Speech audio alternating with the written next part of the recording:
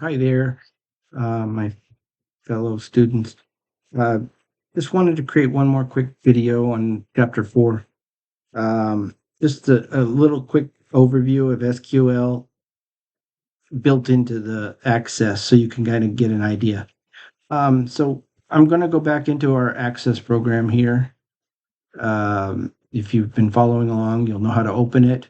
Uh, Basically, you're going to open up Access and you're going to end up with the initial screen here. So we created blank database before, but this Northwind Starter Edition is a sample database that was put together by Access. It's been around forever. I even knew about it in the 90s. So it's changed. It's a little more fancy. This is, you can play around with this. This is like a template, and you can play when you're not sure what to do, play around with this and see how it's done, or play with their data and experiment. It's called sandboxing in programming language. So just like kids, we played in the sand.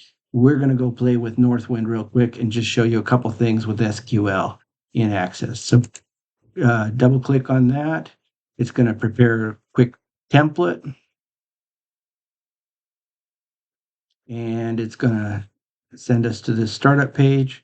The first time I did it, it asked me to key in my name, added me to their thing. It might do it here. Enable content. That's right. Yeah, it did. So, and it talks about some starter videos and everything. I just clicked, but it asked me my name. But you can put in John Doe, Jane Doe, whatever. Yeah, here it is.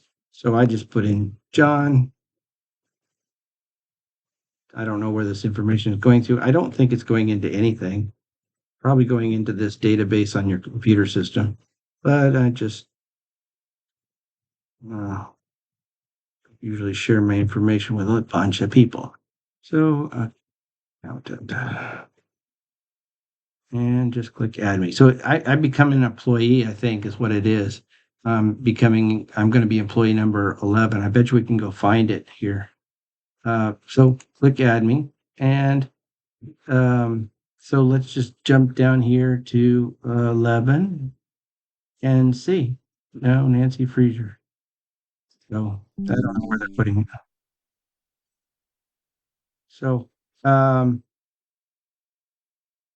let's just jump into the SQL like I wanted to show you. But you can play. This is fake data. It's fake everything. Um, you can do what we were doing before, reviewing the tables. You want to see what the customer tables looks like. Double click on it. This is the customer table. Scroll over, and you can see what everything is called and listed as. You can go into design view as we were doing before. It's going to give us a warning. It's a read only. They don't want us messing with some things unless there was a way to override that and mess the program up, but you always open it back up and it'd be clean again. So it's not letting us, well, it is letting us in there. So we could make changes here, but changes can cause problems if you're not understanding what things are doing. So I wouldn't mess with it at this point. I would rather use it right now like a user rather than a designer format. So for now, I'm just going to close it and go back to this main menu tab. This is known as a form in Access. And so you make fancy little things and so you're clicking on this and jumping into other stuff. What we're going to do is create a query. So what we do is we go here to create, and we have a query wizard and query design. I'm just going to do it fresh from the beginning, and the query wizard helps you do fancy queries fast. So we're just going to do a quick one from scratch. Click on query design, and this up here is a whiteboard, and down here is the way that you line things up for the query. And I'm going to show you the way Access does it, and then show you how it looks like from what we learned in the book. And you could do both. It doesn't matter. But their format is a little easier to understand, but being able to read it is a good thing to do too. So over here we have our tables, and I'm going to click the customers table, and I'm going to drag it in here. And just like we were creating relationships, we drag them in here. We can see all the fields that are available to us. And for a brief moment, I'm going to say, okay, so customers have orders, right? So I'm going to drag orders over here too. And you can see the relationship between our orders and our customers table. It's a one-to-many relationship. Now, if we were interested in gathering data from both fields, you would need to have this up here like this. For this first sample, I'm just going to do a real simple report. And so all you do is just delete it. Just because you're deleting on the whiteboard doesn't make it delete from the system or anything like that here. It's just deleting it off my whiteboard. So I click, I type delete. And you can either come down here. So this is the first thing you want to see in your report, the next thing, et cetera, et cetera. So you can click on the down arrow and say, okay, I'd like to see the customer ID. You can click customer ID. Do you want it to show up? And do you want to limit it? So like everybody from New York, as we had in our homework, you can make a criteria. And you can make it show up on the report or not show up on the report by clicking on this. If it's not there, it's because you're using it for like a mathematical calculation. Like one of them, we had price times cost to get the amount. I mean, the price times the item cost. Yeah. So maybe you're not wanting to see that data, and so you uncheck it. The other way you can do this is come up here and drag and drop. So we want the customer ID, we want the customer name, and let's say we want the customer contacts first, the primary contacts first. All right. So we got these three things. We're not adding any extra stuff. All we do is click run. And this is going to go out into the table and give us a report back. These are our customers. We have 8 of them in there, their names, and our primary contact. Okay. Now, if you want to see that's kind of like the front end. The back end is doing exactly what our book says. So if you click on this view, which with tables, we only had 2 options. Here you have 3. You have an SQL view, you got the design and data sheet view, but you got an SQL view. Click on this SQL view, and you're going to see exactly what we've learned. So Access is designing with that graphical view basically what we've learned. So this is the command that we just designed, and that's to go select customers, the table, dot, the attribute, the primary key, customer ID, put in a comma, customers dot, customer name, comma, there, and primary contact. Now, we could go back in there and design it graphically, but let's just say we want to know the state that our customer comes from. We could literally just go right here, put a comma, but you got to be careful because if you misspell things, you're not going to get what the results that you want. So you got to be careful keying things in. That's why their system is a little bit easier to deal with. But being able to read this is helpful in certain circumstances. So customers dot, and I've already looked up the code, and it's as simple as state. So it's capital letter state, and leave it with no comma at the end because this. Now, if I click run again, my report's going to show up with the state attached here. Okay. Now, if right, what I was wanting to show you is okay. Yeah, I wanted to show you something here. So I'm going to go back to this screen and let's add in the orders. If we had to put the orders in here, just like that, what do you think we're going to get? It's going to show us everything the time that the customer came. So we'll click run again and you'll see what I'm saying. So there are five orders here, and there's 2 orders here, and there's 5 here, 6 here. So it repeated the information multiple times, which is why you don't want graphically to put 2 of them in unless that's what you're wanting to do, and then eliminating them. So we could certainly do this. It would be recommended that we put some criteria in, like only the people from, let me see, sorry, I didn't see what the report. So only the people from Washington, for example. So all you do is limit it by Washington. See, now we only have the 2 customers that are from Washington showing up.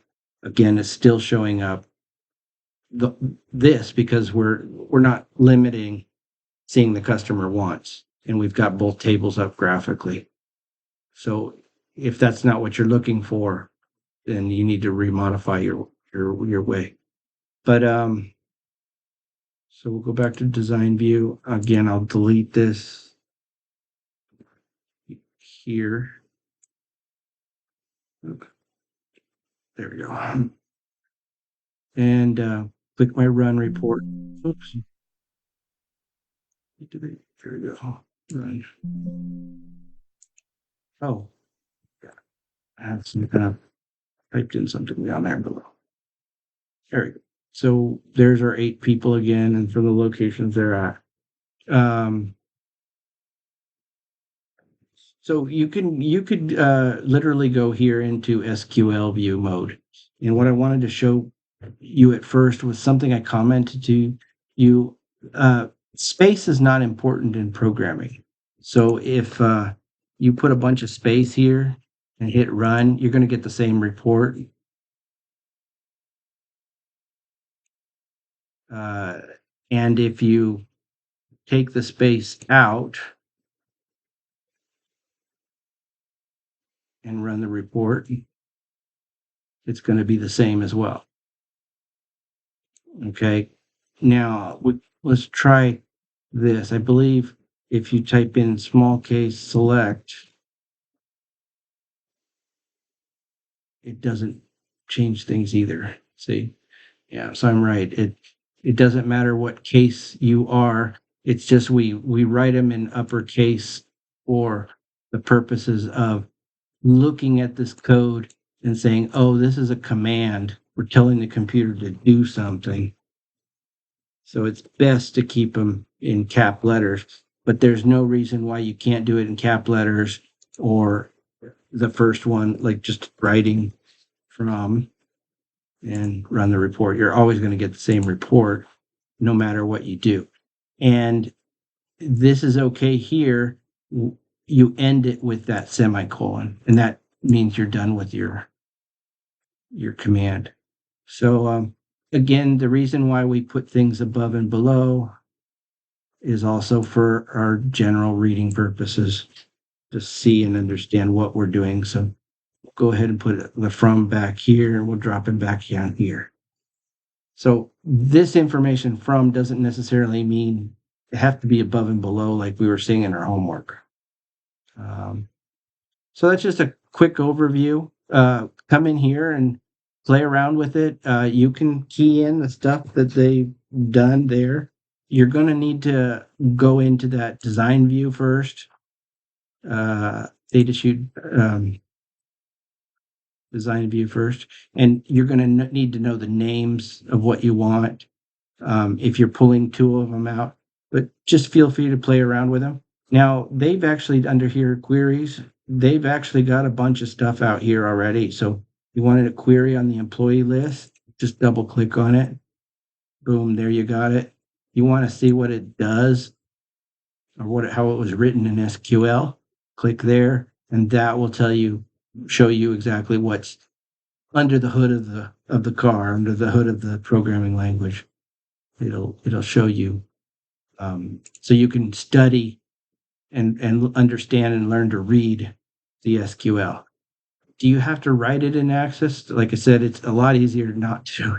It's easier to use that graphical representation, but maybe when you get to be advanced and there's some advanced stuff you want to do, then maybe coming in here and doing it this way is a little easier.